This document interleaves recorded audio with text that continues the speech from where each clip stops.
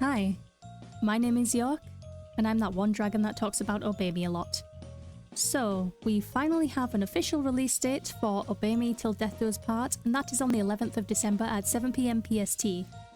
If you're going to play the game yourself and haven't pre-registered yet, you can still do that. So, the release is in just 7 days as of recording, which is far sooner than I had anticipated. Am I excited? Yes and no. On one hand, I love the franchise despite its many flaws, and I've been looking forward to the next installment. But I am also worried that this is going to be a half-baked flop like Nightbringer. We only had the official announcement of this new game back in May, and the Kickstarter was held in June. That's at minimum a 6-month period to make a playable game. Perhaps the process has been sped up by the companies they're partnering with, and something tells me that the shutdown of all their other Shall We Date games recently was to make sure they had as many hands on board as possible. But even so, I can't help but be a little worried. I hope that the development of the game started way before we ever heard about it. Generally, when a project is being crowdfunded, the developers do have a little something already in the works, so for argument's sake, let's say they started development earlier. The earliest hint I could find that the new game may have been in development was a post on Instagram on the 24th of November last year. But even so, that's only a year.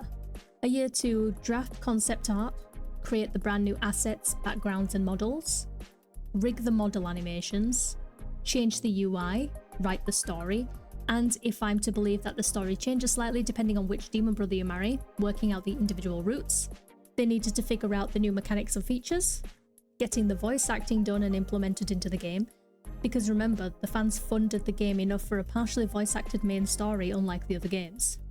If there's any new music in the game or new sound effects, they're going to have to create those too. And then there's the translations, testing and optimization to make sure it runs smoothly for launch. I'm not a game developer by any means, so I will have to point out that I don't have a clue how long it would take to do all of this, but listing it all like this sounds like a lot of work, and I've probably missed some key development points that I don't even know about. It just sounds like a really heavy workload to carry in a year, from the standpoint of a humble consumer that doesn't know what it takes to make a game. I am so concerned that the writing and character development will suffer because the team were rushing to get this game out around the holidays. And in fact, they're releasing it on the exact anniversary that the original game was released. I guess they really want to be able to have Devil Day events at the same time every year. The writing in Nightbringer felt very flat, incohesive, and inconclusive.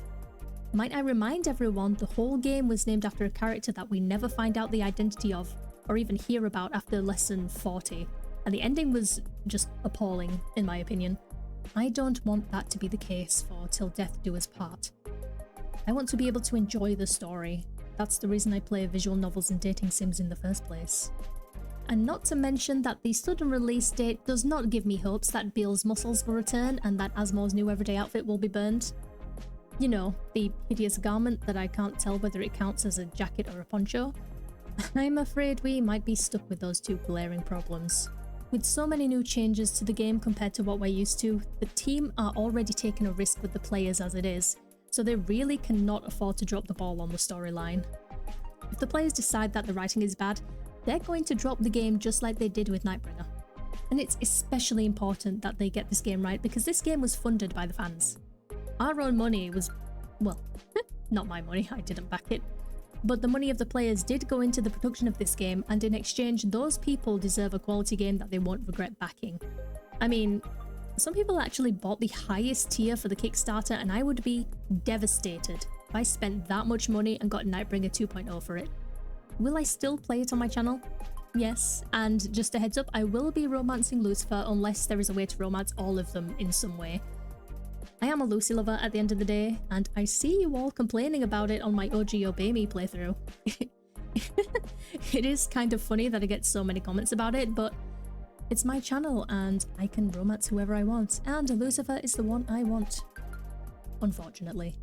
So yeah, that's just a quick update on the release date for the game and my thoughts about it. Let me know what you think as well. Are you excited that it's almost here? Do you have the same kind of worries that I do? Or maybe there's actually nothing to worry about and the game will be great. One can only hope. As always, thank you for watching. If you'd like to help a dragon out, then please consider leaving a like or subscribing for more Otome and other dating sim content. and I will see you in whatever I make next.